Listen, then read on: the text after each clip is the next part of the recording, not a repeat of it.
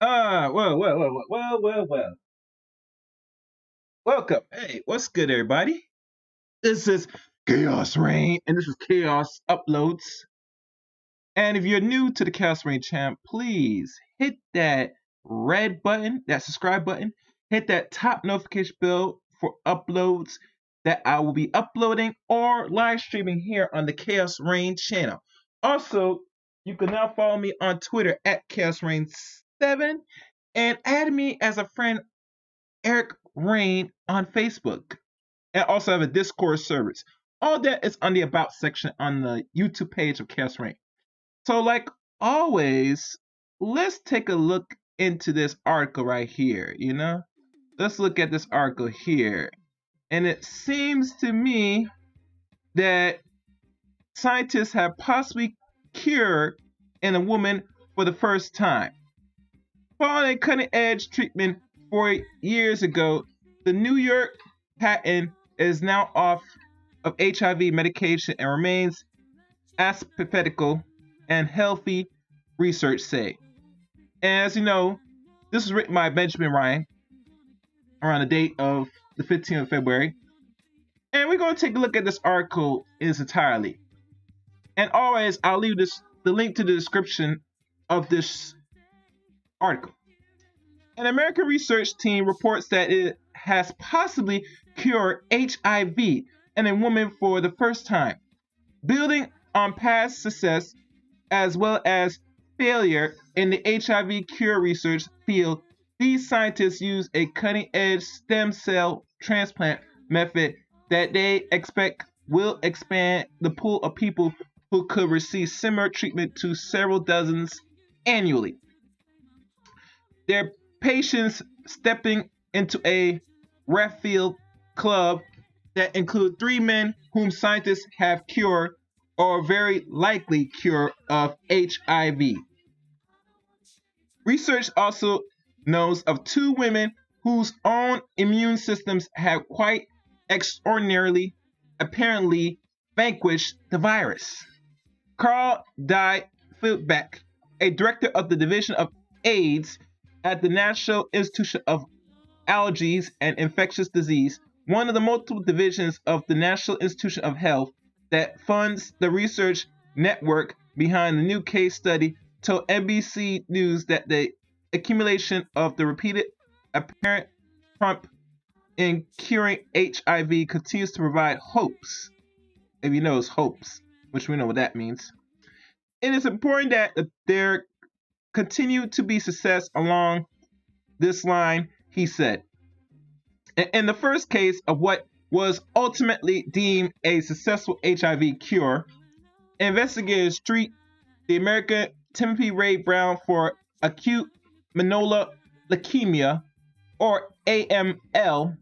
He received a stem cell transplant from a donor who had a rare genetic abnormality that grants the immune cells that HIV targets natural resistance to the virus. The strategies in Brown case, which was first made public in 2008, has since apparently cured HIV in 2 other people, but has also failed in a string of orders. The therapeutic process is meant to replace an individual immune system with another person and treating their cancers while also curing the HIV. First, physicians must destroy the original immune system with chemotherapy and sometimes irradiation.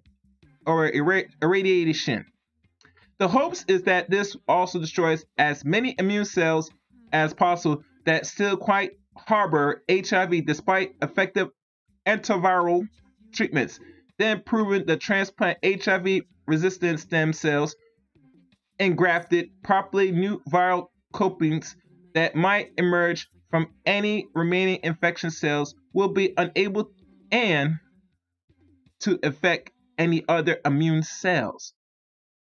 It is unethical, experts stress, to attempt an HIV cure through a stem cell transplant, a toxic, sometimes fatal procedure if anyone who does not have a potential fatal cancer or other conditions that already makes them a candidate for such risky treatments. Dr. Deborah Parsold, a pediatric infectious disease specialist at the Johns Hopkins University School of Medicine, who chairs the NIH found science committee behind the new case study and the international material, pediatrics adolescent AIDS clinic trials network. Some of my words a bit, bear with me. But say that while we're very excited about the new case of possible HIV cures, the stem cell treatment method is still not a feasible strategy for all but a handful of millions of people living with HIV. Pushing the envelope of HIV cure science, Dr. Yolanda J. Bryson, a pediatric infectious disease specialist at UCLA David Geffen School of Medicine, describes the new case study Tuesdays at the virtual held annual conference of retrovirus optimistic infections. And see right, and there's a link here, which I can look once you get the article in the description. The New York patients, as the woman is being called because they received her treatment at New York, Presbyterian Well Cornell Medical Center in New York City, was diagnosed with HIV in 2013 and leukemia in 2017. So that's a span of 9 years and a span of now 5 years from these 2 years. Bison and Persuda have partnered with the network of other research to conduct lab tests to evaluate the woman at Well Cornell. Dr. Jengmil Halsoon and Dr. Cohen Van Benson from the stem cell transplant program paired with infectious disease specialist Dr. Marshall Glensby on patient's care. And I think these are the pictures of the two doctors, as you can tell here. This team has long sought to mitigate the considerable challenges investigators face in finding a donor whose stem cell could both treat a patient's cancer and cure their HIV. Traditionally, such a donor must have a close enough human, liquidin antigen of HLA match a maximum of likelihood that the stem cell transplant will engulf or engraft well. The donor must also have the rare genetic abnormalities conference of HIV resistance. The genetic abnormalities largely occurs in people with Northern European ancestry and even among people native to that area at a rate of only about 1%. So for those who lack substance similar ancestries, the chance of finding a suitable stem cell donor is particularly low. And the United States, African American comprise about 40% and Hispanics about 25%, approximately 1.2 million people with HIV. Whites comprise somewhat of 28%. If you notice these two numbers, this hurts black people the most, still, by 40%, while everybody else is in the low 20s or low 30%, ironically.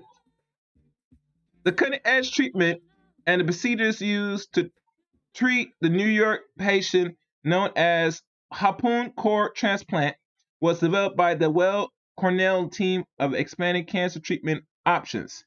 For people with blood, malignancies who lack HLA identical donors. First, the cancer patient receives a transplant of umbilical cord blood, which contains stem cells that amounts to a powerful nascent immune system.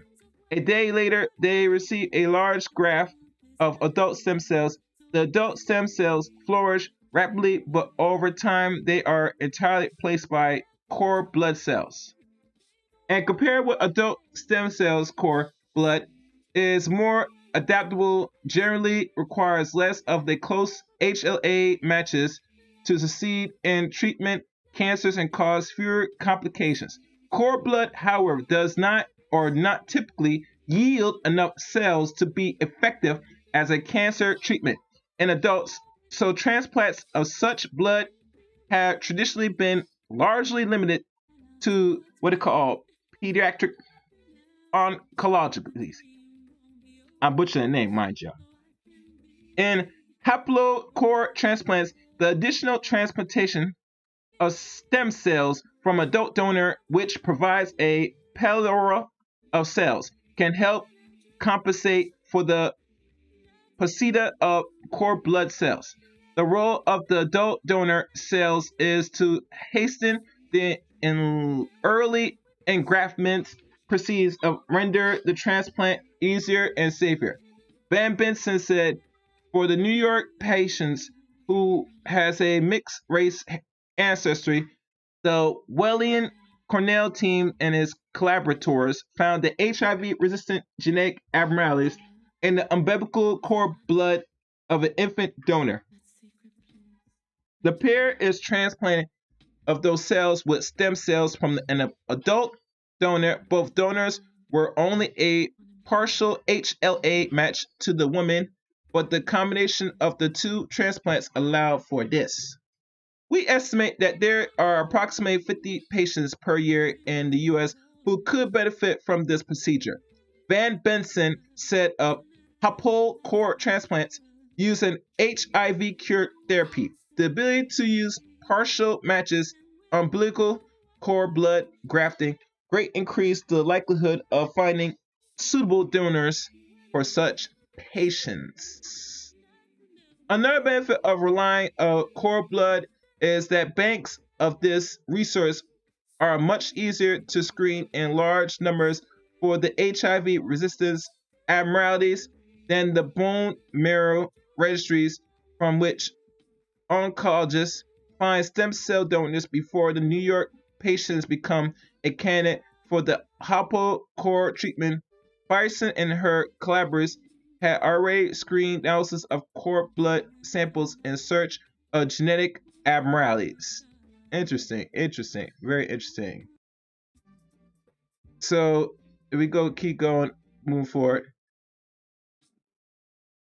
The woman transplant and graft very well. She has been in remission from her leukemia for more than 4 years. 3 years after her transplant, she and her clinical discontinued her HIV treatment. Interesting.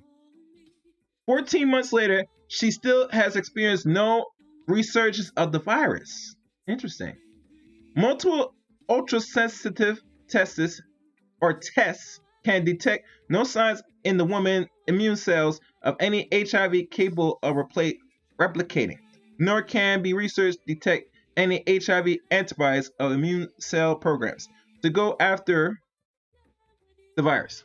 It also drew immune cells from the women and the laboratory experiments attempts to infect them with HIV to no avail. It would be very difficult to find a match plus this rare mutation unless we were able to use cord blood cells, Dr. Bryson said. As Tuesday conference, it does open up this approach for a greater diversity of population. Remain cautious. At this stage, Bryson and her colleagues consider the woman in a state of HIV remission. You don't want to overcall it, Bryson said, favoring the word remission over cure at this stage. Case in point, John Hopkins, Deborah Prasud was the author of the case study she first presented back in 2013. That's now 9 years ago. Of a child in Mississippi who was in a state of what at the time she called a functional cure after apparently contracted HIV from her mother in vitro. The baby was treated with a emphatically intensified antiviral regimen shortly after birth. When Parsudu announced the case study, the toddler had been off the HIV treatment for 10 months with no viral rebound. News of supposed HIV cure swept the globe and ignite a media frenzy, but the child virus wound up rebounding 27 months after her treatment interruptions. If enough time passes without any signs of active virus, a few years, the author of this latest case study would consider the New York patient cured. I'm excited that it turns out so well for her, Bryson said. The apparent success of the case, she said, has given research more hope and more options for the future. Why? And the last thing, why is HIV so difficult to cure? Is the biggest question. But before we continue, when you go through this article, I want you to read this closely. If you notice, this virus, if y'all know through the history that was concocted back in the end of the 70s and then was revealed in 1980, this has been what they consider ongoing fight for HIV that will lead to AIDS, now approaching 42 years. So let me continue reading to wrap this up. When the highly effective combination antiviral treatment for HIV arrives in 1996, Dr. David Ho, who was one of the architects of the therapeutical revolution and is the director of the Aaron Diamond AIDS Research Center in New York City, famously theorized that give enough time, such medication could eventually eradicate the virus from the body. To date, there are a handful of cases of people who were started on antiviral very soon after contracting HIV, later went off treatment and haven't remained in viral remission with no rebounds viruses for years.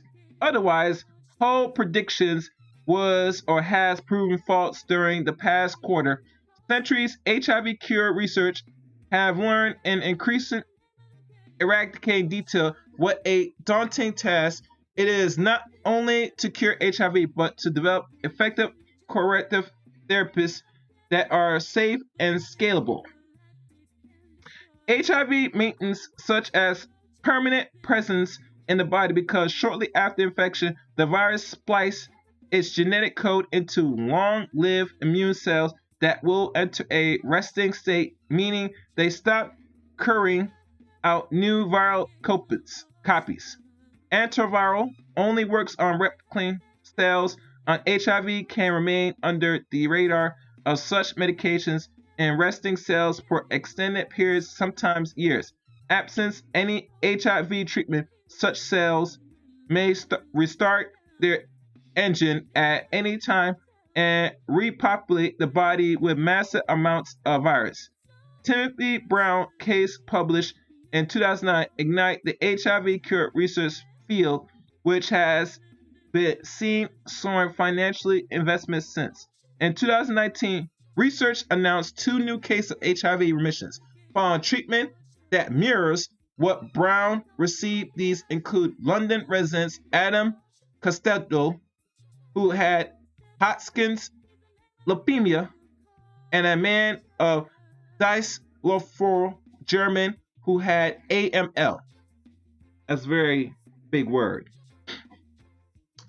More than 3 years have passed since these 2 men have been off the HIV treatment with no viral rebound. Consequently, the author of each of their case studies, University of Cambridge, Ravarda K. Gupta, and Dr. Borun Jensen, a Düsseldorf University hospitals, each recently told NBC News their respected patients was almost definitely cured of virus. Since 2020, scientists have also announced the case of 2 women whose own immune system had apparently cured them of HIV. They are among approximately 1 in 200 people with HIV known as elite control, whose immune system can greatly surpass viral replications without medication. In their case, their bodies went even further and apparently destroyed all functions of the virus. A less toxic treatment. Another major upside of haploid core transplant the New York patient received compared to the treatment of her 3 male predecessors is that the use of cord blood for not entirely understanding reasons greatly reduced the risk of what known as grafting versus host disease. This is potentially devastating inflammatory rejections in which the donor cells go to war with the receipt body and the men, and the 3 other HIV cure cases all experience this. which is Brown's case caused prolonged health problems. And Brown died at 54 in September 2020 from recurrent leukemia. Interesting. The New York patient was the second person with HIV to receive a harpoon cord transplant in hopes of curing the virus. However, the first person died of his cancer soon after his 2013 treatment. And by contrast, the New York patient, Bryson said, remains asymptomatic and healthy. She enjoys her life, Bryson said. And that's the end of this article. I'm kind of skeptical of institutions said they found cures after roughly almost 30 or more years. And you as a person should be wary of any cures moving forward. Now, like I said, this is something that they just revealed just yesterday from NBC News. And it's probably going to get more attention as the days and months go on. I think what they possibly doing is they're going to probably start find ways to cure some of these viruses so they could bring some, I guess, favors, and not favors, but also to bring more confidence in the medical establishment here in the West, we call America.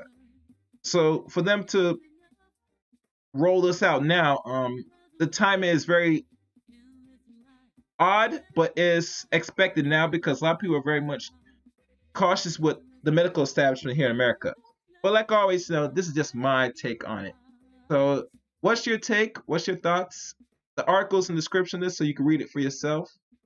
But like always, I want to hear from you from the comment section. And like always, if you're new to Chaos Rain, please subscribe to the channel, hit the red subscribe button, hit the top bell for notification for uploads and live streams. You can also follow me on Twitter at ChaosRain7, and you can now add me a friend on Facebook, Eric Ray on Facebook. And that's it. I'd like to thank everybody for, listening to this short stream. And like always, let it chaos rain.